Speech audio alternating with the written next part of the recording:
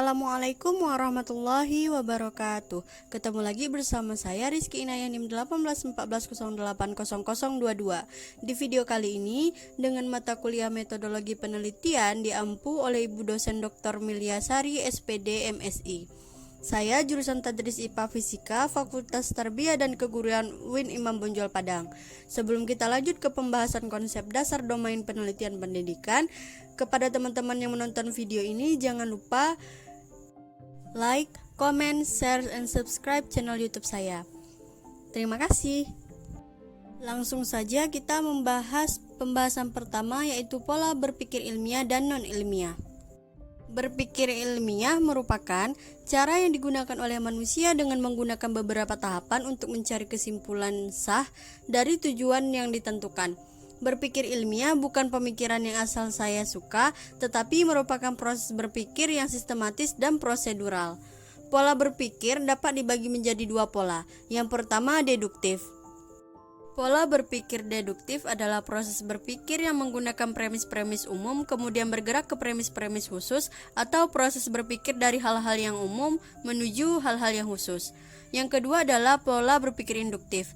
Pola berpikir induktif adalah kebalikan dari pola berpikir deduktif, yaitu induktif adalah proses berpikir dari hal-hal yang bersifat khusus menuju hal-hal yang bersifat umum.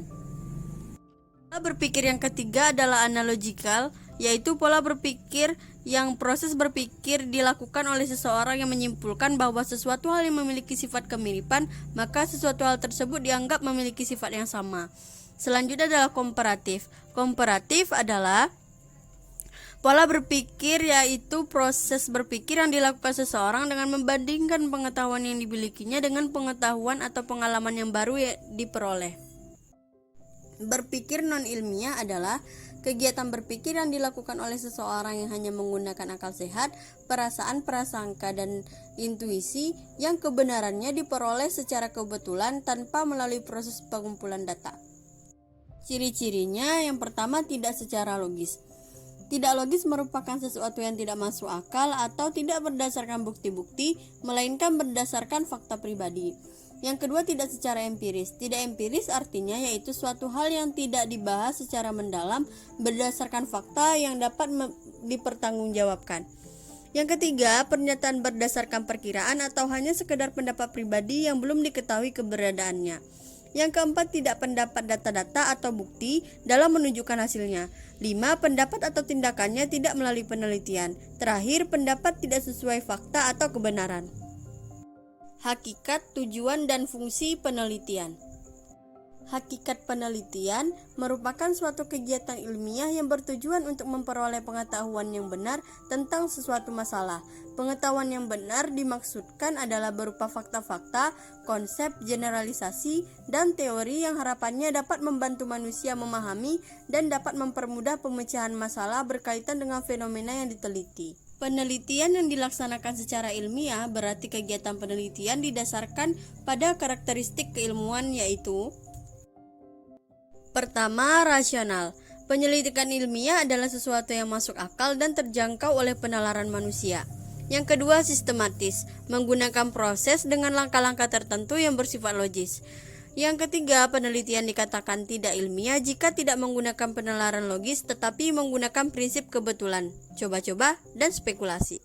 Tujuan penelitian ada 3. Yang pertama, memperoleh informasi baru.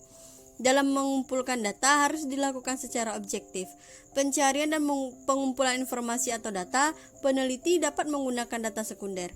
Yang kedua, mengembangkan dan menjelaskan. Mengembangkan perubahan dan kemajuan yang dicapai oleh individu, kelompok, ataupun organisasi dalam kurun waktu tertentu. Yang ketiga, menerangkan, memprediksi, dan mengontrol suatu ubahan.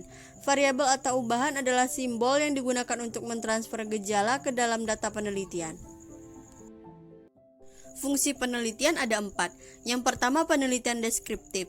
Ditujukan untuk mendeskripsikan suatu keadaan atau fenomena.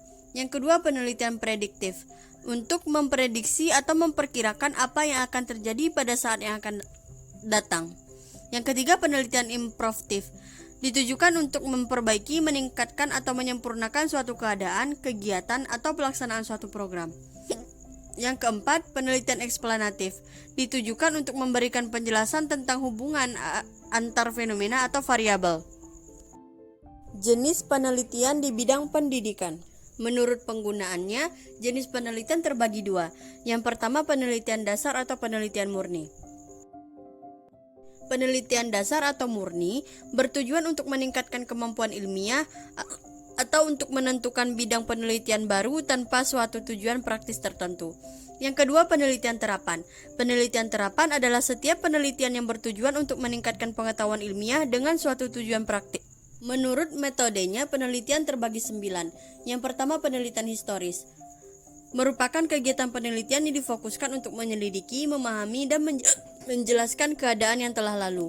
Yang kedua, penelitian ex post facto, yang dilakukan untuk meneliti peristiwa yang telah terjadi dan kemudian menuntut ke belakang guna mengetahui faktor-faktor penyebab timbulnya kejadian. Yang ketiga, penelitian eksperimen, yang berusaha mencari pengaruh variabel tertentu terhadap variabel lain dalam kondisi terkontrol secara ketat. Yang keempat, penelitian survei.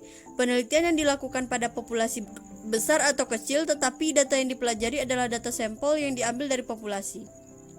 Kelima, penelitian evaluasi atau evaluation research. Penelitian evaluasi adalah penelitian yang diharapkan dapat memberikan masukan atau mendukung pengembalian keputusan tentang nilai relatif dari dua atau lebih alternatif tindakan. 6. Penelitian kebijakan adalah penelitian yang dilakukan untuk kepentingan pengambilan kebijakan. 7. Penelitian naturalistik merupakan penelitian yang digunakan untuk kondisi objektif alamiah, di mana peneliti adalah sebagai instrumen kunci.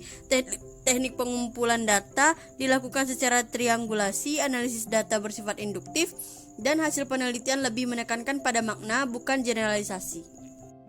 Selanjutnya adalah penelitian tindakan atau action research. Penelitian tindakan adalah suatu bentuk penelitian refleksi diri yang dilakukan oleh para partisipan, misalnya guru, siswa, atau kepala sekolah dalam situasi sosial termasuk pendidikan. Terakhir, penelitian pengembangan atau research development. Penelitian pengembangan merupakan penelitian untuk mengembangkan produk sehingga produk tersebut menjadi lebih baik. Menurut jenis data dan analisisnya, penelitian terbagi 3. Yang pertama, penelitian kuantitatif. Penelitian yang datanya merupakan data kuantitatif sehingga analisis datanya menggunakan analisis kuantitatif atau disebut inferensi. Yang kedua adalah penelitian kualitatif. Merupakan penelitian yang datanya kualitatif sehingga analisanya juga analisis kualitatif atau disebut deskriptif. Yang ketiga adalah penelitian gabungan kuantitatif dan kualitatif. Penelitian gabungan kuantitatif dan kualitatif merupakan penelitian yang datanya terdiri dari data kualitatif dan kuantitatif, sehingga analisis datanya pun menggunakan analisis data kuantitatif dan data kualitatif. Jenis penelitian menurut tingkat kedalaman analisis data penelitian ada 2. Yang pertama, penelitian deskriptif adalah penelitian yang analisis datanya hanya sampai pada deskripsi variabel satu persatu. Yang kedua, penelitian explanatory. Penelitian yang analisis datanya sampai pada menentukan hubungan variabel dengan variabel yang lainnya.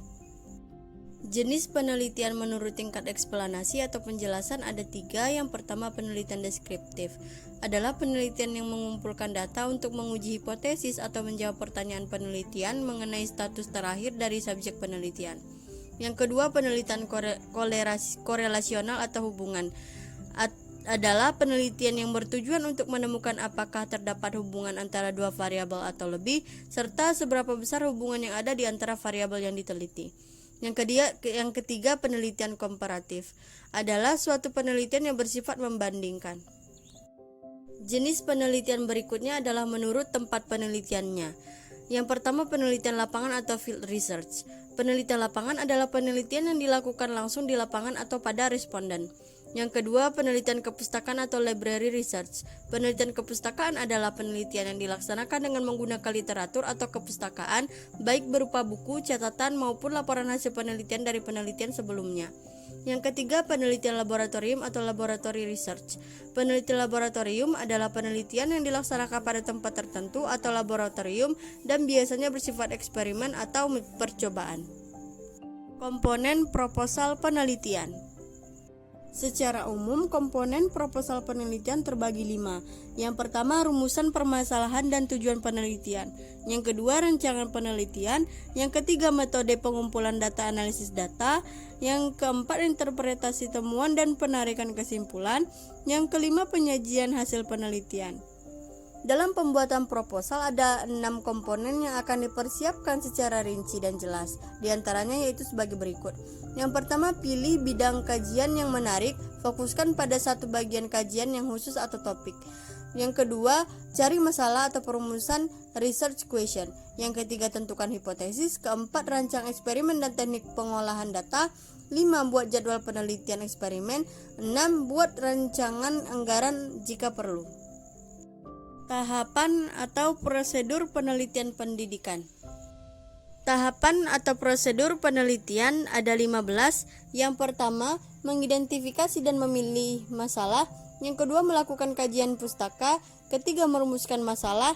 4, merumuskan asumsi dan hipotesis. 5, merumuskan tujuan penelitian. 6, menjelaskan manfaat hasil penelitian.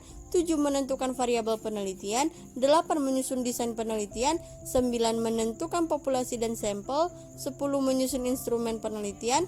11, mengumpulkan data. 12, mengolah data. 13, membahas hasil penelitian. 14, menarik kesimpulan, implikasi dan saran. 15, menyusun laporan. Hambatan-hambatan dalam penelitian pendidikan serta solusinya. Hambatan-hambatan dalam penelitian pendidikan ada 6. Yang pertama, yaitu buku yang bersinggungan dengan penelitian tidak banyak di perpustakaan kampus maupun perpustakaan daerah. Yang kedua, kekurangan biaya penelitian. 3, kekurangan sarana penunjang penelitian. 4, keterbatasan SDM atau sumber daya manusia yang ahli. 5, tidak adanya dukungan pemerintah. 6, keterbatasan waktu. Demikian video dari saya kali ini, semoga bermanfaat dan jangan lupa tekan like, comment, share, dan subscribe serta nyalakan loncengnya agar teman-teman tidak ketinggalan notifikasi video dari saya. Apabila ada salah, kepada Allah saya mohon ampun, kepada teman-teman dan ibu dosen saya mohon maaf.